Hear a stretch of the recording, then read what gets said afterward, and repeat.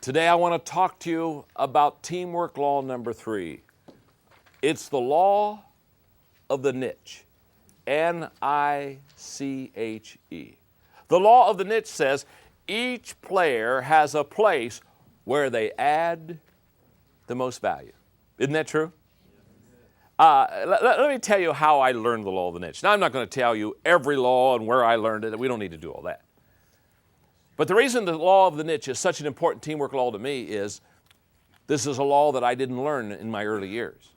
You see, again, my background has been in the church. I was a pastor for 25 years. So, after I graduated from college with a theology degree, I went to my first church and had great expectations about pastoring this church and leading it and growing it and the whole deal. Okay, you can just see, I just graduated from college, 2 weeks later got married, 2 weeks later I'm at my first assignment, okay? Got the picture. Don't you just feel sorry for the people? Don't you just want to say, oh, I'm so sorry. I'm so sorry. But here I am in my first assignment, extremely excited. Now, I did well in college. I was always on the dean's list. In fact, I graduated second in my class. So academics were not a problem. But what I didn't realize when I went to my first church is they didn't train me in the things that I needed to be trained in. Sound familiar? Why would they want to, in college, teach me something that was helpful, practical, and life-changing? I'm kidding. There are many wonderful schools and institutions that do a great job, but I was not trained for my gifts. I was not trained for my strengths. I was not trained for my niche. In fact, the two things that I was trained best in was what I was worst in. I was trained in counseling, and I was trained to administrate. Now, anybody that knows me well just wants to burst out laughing. Because anybody that knows me well knows that I'm not good at counseling, and I'm not good at administration. You know, if you administrate, you ought to do details, and I'm not good at details. I forget things like my name. In fact, the other day, now that my wife Margaret and I are in our 50s, she's in her young 50s.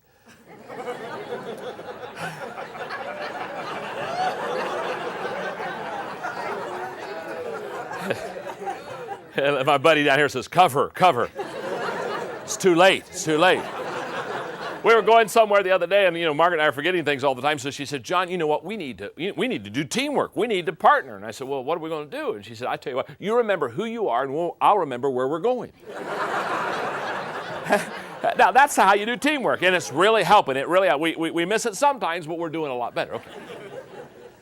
So here I go. I go to my first church, my first assignment, and I know I've been trained in counseling. I've been trained in administration. So what do? I do what I've been trained in. I do counseling.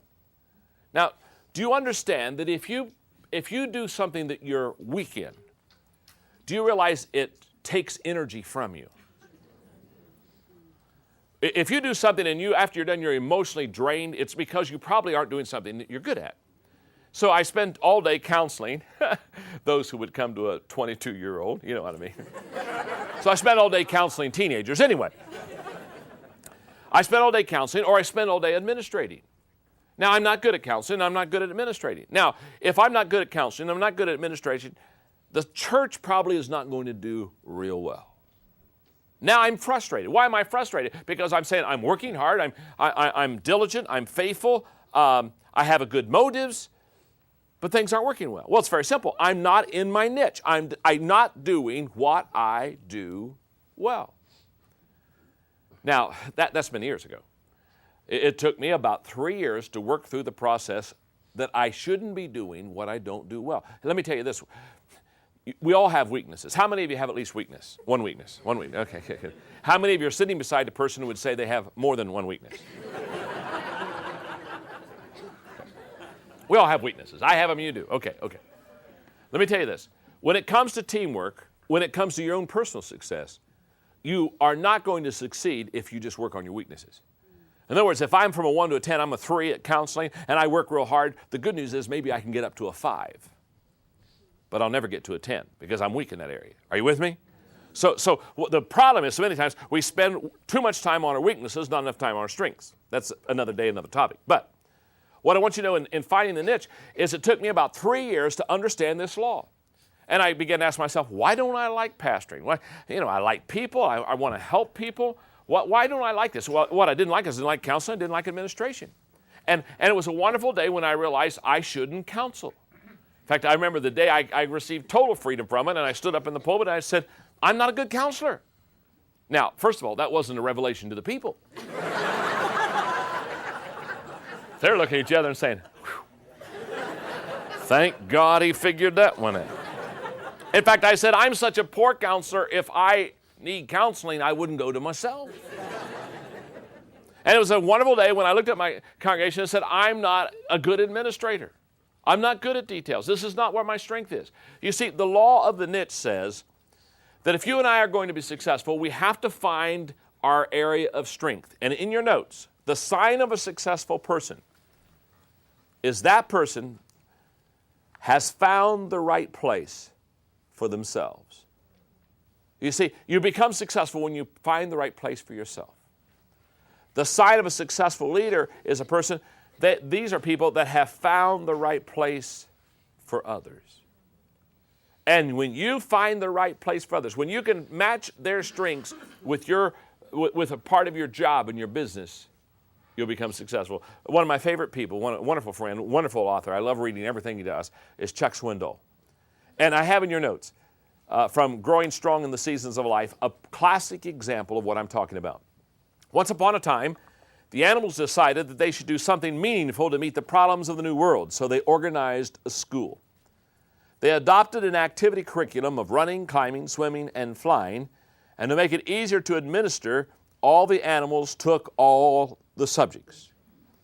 The duck was excellent in swimming. In fact, he was better than his instructor was. However, he made only passing grades in flying and was very poor in running. Since he was so slow in running, he had to drop swimming and stay after school to practice running.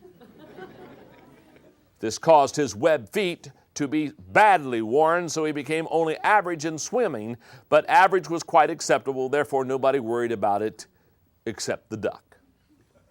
The rabbit started at the top of his class in running, but developed a nervous twitch in his leg muscles because he had so much makeup work to do in swimming.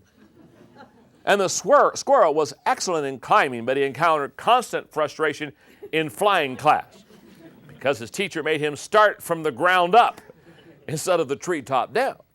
He developed Charlie horses from overextension, so he only got a C in climbing and a D in running. The eagle was a problem child. He was severely disciplined for being a nonconformist. In climbing classes, he beat all the others to the top, but insisted on using his own way of getting there. What's the moral of this story? What Chuck is really trying to say is this: everybody is a 10 somewhere. And the job of the leader, as he or she brings the team together, is to find out where your people are a 10 and put them in the area of their strength, not their weakness. Classic example. When I played basketball in high school, we had a wonderful coach who was very wise. And in the first day of basketball practice, Coach Neff would bring us together, and he would say, now, many of you probably would like to play a position that you're not fitted for. So he said, what we're going to do the very first day is I'm going to put you in a position that you're not gifted in and let you see what happens when you play it. I can remember one year, especially because in physical education, I had played on an intramural team, and I got to play center, and I thought I was a good center. Now, there's a problem. A 6-foot center is not a good center. And I remember telling the coach, I'd like to play center. Now, so instead of playing the guard position that I normally would play on the team, I remember him putting me at the center position against a guy by the name of Doug who was 6'7". Needless to say, I continually ate the basketball. Why? I was out of position. I can't play center. Now see, what a leader does is a leader wisely understands that what he or she must do is must put the people in the right position. Because when you're out of position, you'll never be successful. As a pastor, one of my desires was for everybody in the congregation to do the same thing. I thought everybody ought to do the same thing. It shows unity. I know you're sitting there right now and saying, what a stupid man. And then you're saying, why am I taking notes from him? Because I thought everybody ought to be in the same position, ought to kind of play the same position, and kind of ought to do the same thing. And obviously, after a few years, I found that doesn't work. Why? It's very simple. Very simple. The law of the niche says that every person has a place where they bring the most value. And what a leader does is a leader understands that. And that's why I love this teamwork thought that says, you are most valuable where you add the most value. So, what do I do as a leader? As a leader, again, I walk among the team. And as I walk among the team, I begin to relate to them, I begin to connect with them, and I'm always asking myself the question, what is their strength? What's your name? Doug. Doug, okay. What's your name? Richard. Richard. What's your name? David. David. Yule. Yule. Now, so as a leader, I'm saying, okay, what is Yule's strength? What's Doug's strength? What's Richard's strength? Now, here's what I do. Here's what I do. A leader of a team is like a quarterback. The quarterback doesn't run the ball every time. In fact, the quarterback seldom calls his own signal. When we get in the huddle, I assess where we are on the field, how much distance we have to go, and then I look at my team and I say, which one of these players has the best opportunity to advance the ball for a first down or for hopefully even maybe sometime a touchdown?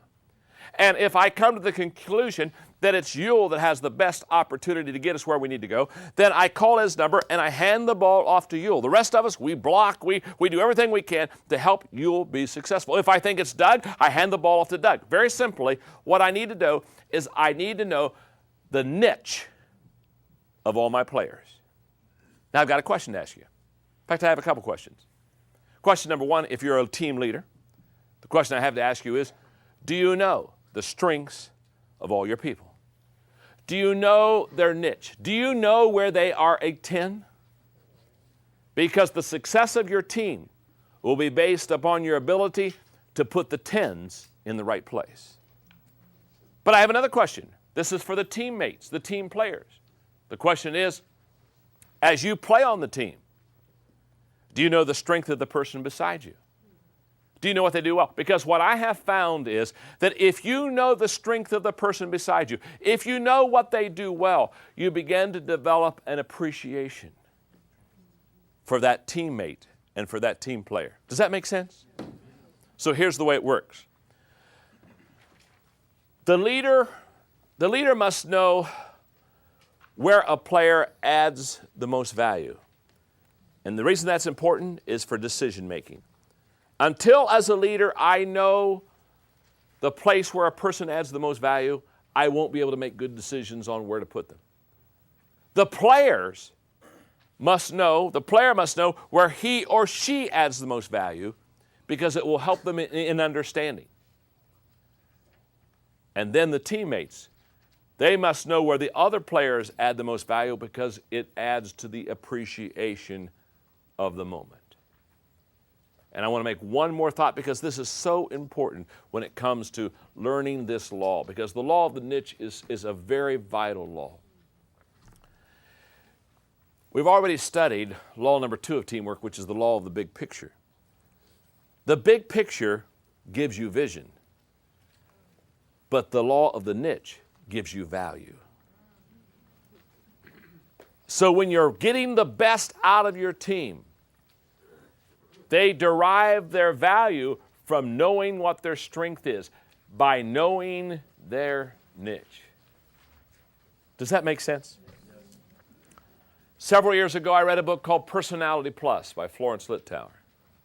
It's a book on the temperaments. It's a book on melancholies and sanguines and cholerics and phlegmatics. And basically it's a very good, well-written book, humorous book, which basically helps you see every personality and every temperament as it is. It was revealing. It was helpful to me. You know why? Because up to that point, me being a choleric, kind of a bossy leader type, I kind of thought everybody ought to be like me. And if they weren't like me, I kind of always said, what's wrong with them?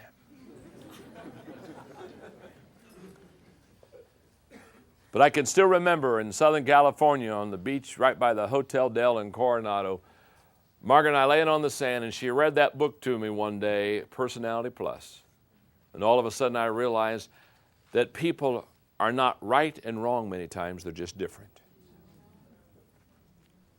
And you become a successful team and you become a successful leader when you value those differences, when you appreciate those differences, when you complement those differences. And that's what the law of the niche is. The law of the niche question is, what do I do best? What do I do better than anyone else on the team? Because whatever it is, that's what I ought to be doing.